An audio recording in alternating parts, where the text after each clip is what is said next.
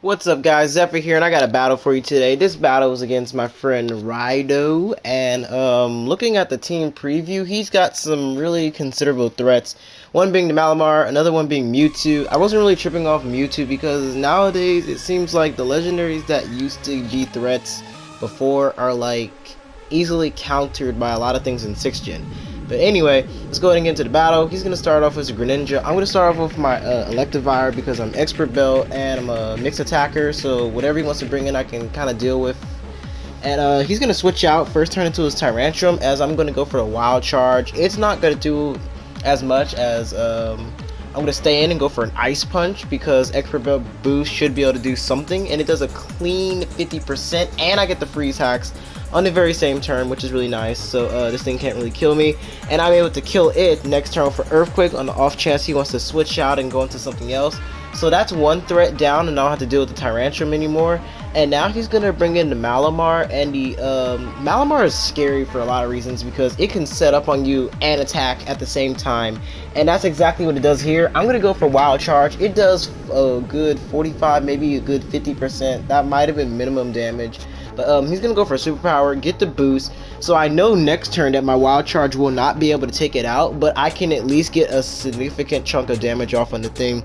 And it's just going to take me out Cycle Cut, which sucks, but Electivire did its job. It got rid of a big threat in the form of Tyrantrum, and it did a pretty heavy dent to the Malamar. So next turn I'm going to bring in Heracross. I'm Scarfed, and I don't have the best nature on this thing, but it's good enough where it can outspeed a lot of things. But I'm just going to go for a Scarf Mega Horn, get my Moxie boost going, and proceed to take on a lot of his other pokes or whatever. But he brings in Raichu thinking that he can outspeed. I guess at this point he didn't know that I was Scarf because anything can really outspeed a Malamar. They're not all that fast, but I kind of confirmed I am Scarf here, that I outspeed Raichu, and I'm able to get another Moxie boost, which is nice, but I get paralyzed in the process as he brings in his Greninja.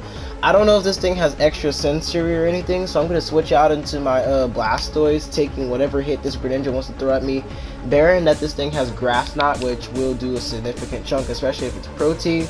But he doesn't have Protein here, so I'm kind of confused, but at the same time, I can see a set where you don't use Protein Greninja, just like maybe a I came up with this, a Focus Sash Greninja with like basically taking advantage of Torrent, but since Greninja is really frail. But I'm gonna Mega Evolve next turn and go for Toxic just to put this Greninja on a time clock, and then next turn I'm gonna go for Protect just to scout out what this thing is going to want to do to me, and it's just going to keep firing off Dark Pulse, and I'm just going to stay in because I'm pretty comfy. Nothing really on my team wants to take a Dark Pulse besides my Heracross, but at the same time I don't want to over predict and it gets taken out by like an Ice Beam or something on a switch in. So next turn I go for Scald, and that does a really good chunk of damage, and Poison is starting to rack up at the same time. So I'm going to Protect next turn just to get some more toxic damage off, and it's really starting to rack up, so I feel comfortable enough that I can get a double protect, and I end up getting the double protect here, and toxic damage is going to be able to take out the Greninja, and I'm able to preserve my Blastoise at the same time. So right now I'm looking pretty good. I believe this is like 5-0, no, not 5-0, 5-3. And the Venusaur comes in. I don't know what this thing's gonna do, and I don't know if this is his Mega or not, so I'm gonna switch out to my Heracross just to see what it's gonna do. It reveals that it is the Mega Venusaur because it Mega Evolves next turn, and I believe it goes for an Earthquake, as I'm just gonna go ahead next turn and go for a Mega Horn. But actually, no, he does. This is the offensive Venusaur, which actually works in this generation because of the move Petal Blizzard. So you can run physical Venusaurs now, actually mix attackers, because Sludge Bomb still does a really good chunk. If Venusaur got Poison Jab, it can be fully offensive, I'm pretty sure, because then the last move can be like Sleep Powder or Growth or whatever. But it's just going to take me out next turn with a Sludge Bomb, as I'm able to get it off a good chunk of damage with Mega Horn.